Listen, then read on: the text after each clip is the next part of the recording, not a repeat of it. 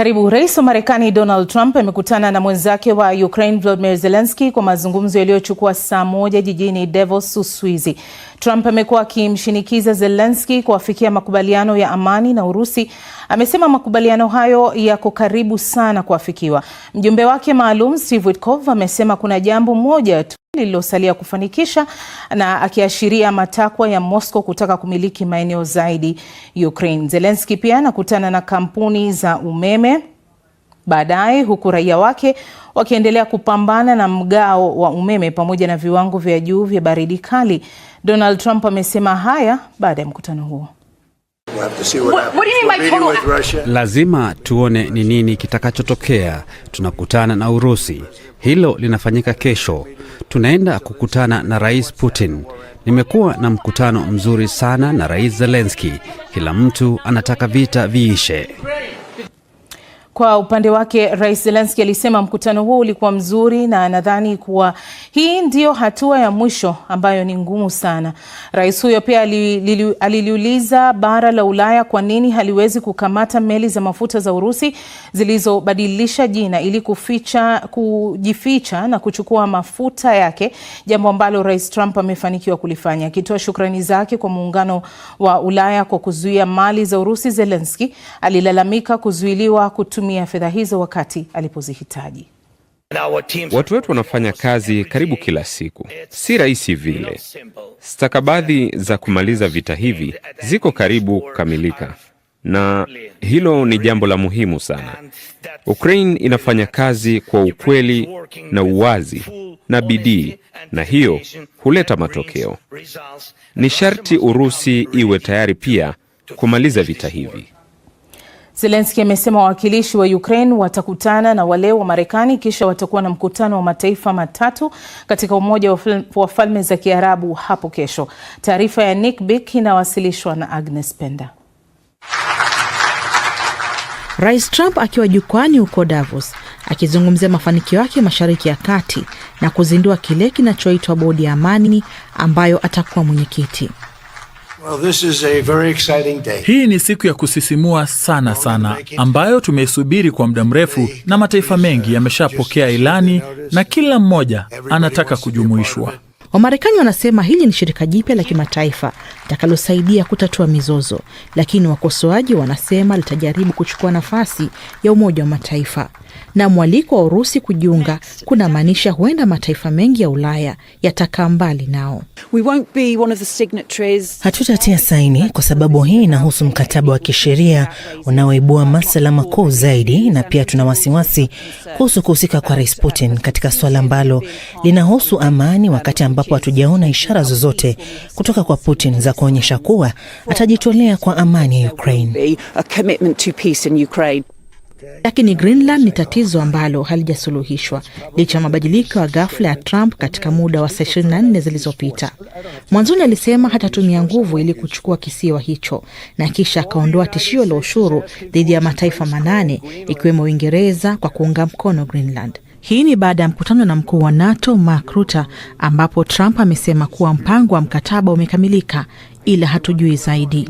Rutte amependekeza kuwa mpango huo ni wa kuongezea nguvu NATO huko Greenland, sio kupeana vipande vya ardhi ama ardhi yote kwa Marekani.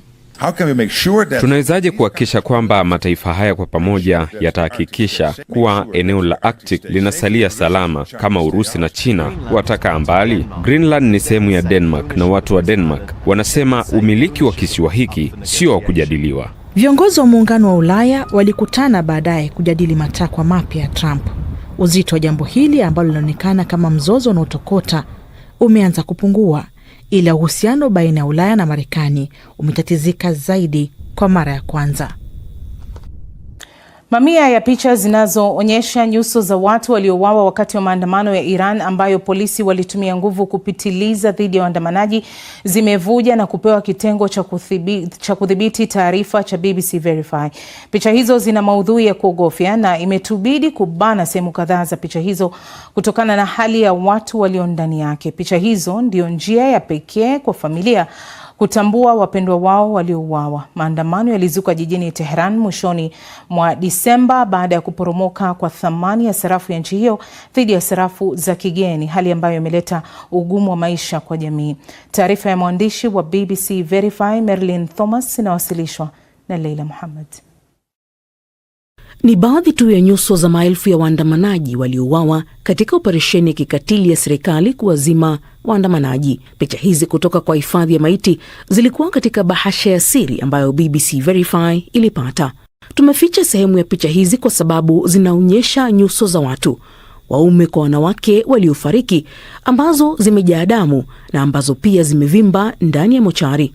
Picha hizi zilitumiwa kama njia mojawapo ya watu kuwatambua jamaa zao waliofariki katika kituo cha matibabu cha Kahrizak Medical kilichoko kusini mwa mji mkuu Tehran. Tulielezwa kwamba jamaa na marafiki walikusanywa pamoja na kuwekwa kutazama kwenye skrini iliyokuwa ndani ya mochari hiyo, wakitakiwa kutazama picha zilizopita kwa utaratibu zilizoonyesha maiti kwa saa kadhaa.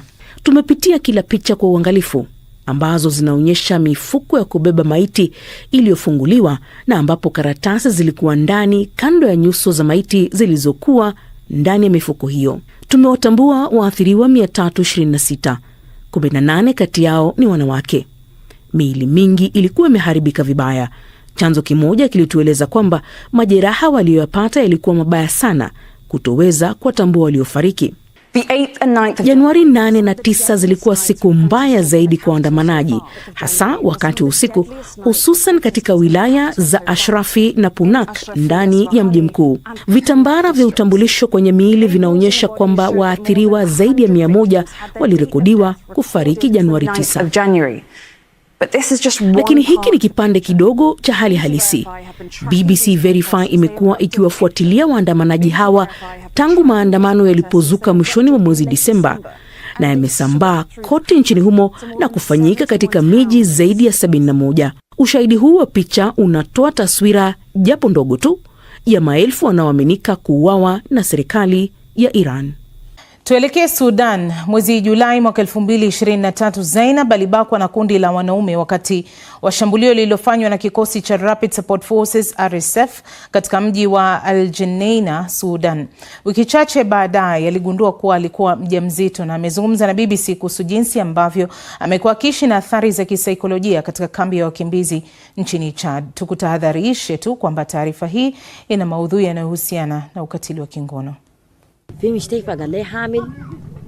Nilipokuwa hospitalini na kuambiwa kuwa nina mimba, sikujua nifanye nini. Je, nijiue, niondoke eneo hilo au nitoe mimba? Zainab amekuwa akiishi huku akikabiliwa na athari kubwa za kisaikolojia tangu alipobeba ujauzito wa binti yake wiki chache baada ya kubakwa wakati wa shambulio lililofanywa na vikosi vya Rapid Support katika mji wa El Jeneina, Sudan mwaka 2023. Nilitaka kutoa mimba, nilienda hospitali lakini walikataa kwa sababu kijusi kilikuwa na miezi 4 na kukaribia mwezi wa 5, na kusema pia kilikuwa kimehesabika kuwa na nafsi, kwa hiyo hairuhusiwi kutoa mimba. Katika kambi ya wakimbizi nchini Chad, Zainab alikutana na Amina aliyepitia changamoto kama zake. Nilitamani kuwa bora ningeuliwa na mabomu kuliko kubakwa na kubeba mtoto kwenye mfuko wangu wa uzazi wa mmoja wa wapiganaji wa Janjaweed kutoka vikosi vya Rapid Support Forces. Ulijisikiaje mimba ilipoharibika? Nilijisikia vizuri kwa sababu kilichotokea hakikuwa kwa hiari yangu. Lakini kama ningetoa mwenyewe mimba hiyo, basi ingemaanisha kwamba nilikuwa natenda dhambi. Mimba iliharibika bila mimi kufanya chochote kile. Baada ya Zainab kujifungua mtoto wake wa kike, alitaka kumwasili mtoto wake. Nilipojifungua, nilitaka niwape shirika la kuasili watoto, lakini walikataa. Kiongozi wa shirika hilo aliniambia, usimpe mtu yoyote mtoto wako. Aliniambia Mungu amenibariki na mtoto huyo. Kulingana na shirika la wanawake la Umoja wa Mataifa UN Women, wakati wa vita nchini Sudan, ubakaji na unyanyasaji wa kingono vimekuwa vikitumika kama mfumo wa silaha za kivita. Taarifa ya Umoja wa Mataifa ya uchunguzi wa kutafuta ukweli imezituhumu pande zinazopigana nchini Sudan, zikiwemo jeshi la Sudan na vikosi vya Rapid Support kwa kuhusika katika visa vya ubakaji na ukatili wa kingono. Watu wanasema wamebaka, wameua, wameiba na kuchukua haki za watu. Hii ni haki yetu na tumechukua. Wakati wa vita, idara ya haki za binadamu ya Umoja wa Mataifa iliripoti kuwa zaidi ya watu 500 nchini Sudan walikumbwa na ukatili wa kingono, wengi wao wakiwa wanawake na watoto. Ililaumu vikosi vya Rapid Support kwa kuhusika na zaidi ya 70% ya visa hivyo. Kutokana na ukosefu wa msaada wa kisaikolojia, waathirika wanaonekana kushindwa kukabiliana na msongo wa mawazo na kiwewe ambacho kitaendelea kuwatesa kwa muda mrefu. Ukiambiwa kwamba hiki ndicho kilichotokea na kwamba hana baba, itakuwa ngumu kwake kukubaliana na taarifa hiyo, sio? Kwani ni lazima nimwambie? Sikuweza kujibu swali la Zainab. Kimya kizito kilitawala baada ya hapo, hadi pale Amina alipoingilia kwa ujasiri. Lazima nimwambie. Ni wajibu wako kumwambia. Ni binti yako. Iwe kuwa alipatikana kisheria ama kinyume na sheria. Atataka kusoma na kufanya kazi, na bila nyaraka sahihi hataweza kufanya chochote. Ni wajibu wako kumwambia. Huwa unafikiria nini au unajisikiaje pale unapombeba, kumnyonyesha au kucheza naye?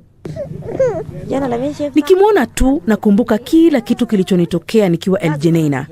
Natakiwa nimpende, sio? Natakiwa nimpende. Nitafanya nini? Je, nimchukulie kitofauti na watoto wangu wengine? Mama huwa anawapenda watoto wake anaowazaa, lakini kwake kuna utofauti. Tuliwasilisha madai yaliyomo katika ripoti hii kwa jeshi la Sudan na vikosi vya Rapid Support, lakini hatukupata majibu yoyote. Bila shaka ni taarifa ya kuvunja moyo hapo kutoka Sudan. Tuachane na hayo, tuangalie mengine katika masuala ya michezo, ambapo hii leo orodha ya vilabu 10 vya soka vyenye utajiri mkubwa zaidi duniani imetangazwa. Orodha hii imeonyesha vilabu vilivyopata mapato makubwa kila mwaka. Mwaka huu vilabu vya Uhispania, Ujerumani na Ufaransa vimetawala katika nafasi 5 za kwanza, huku Manchester ikiwashangaza mashabiki wengi baada ya kushuka hadi nafasi ya 8. Ni kwa nini? Ahmed Bahaja anatuarifu zaidi. Orodha mpya ya vilabu tajiri zaidi duniani imetoka na Manchester United wameporomoka vibaya. United sio tena miongoni mwa vilabu 5 tajiri zaidi duniani. Sasa mwaka huu miamba wa Hispania Real Madrid ndio mabosi wa hela duniani, wanaziita sasampa. Wana utajiri wa pauni bilioni 1.013, ikiwa pauni milioni 200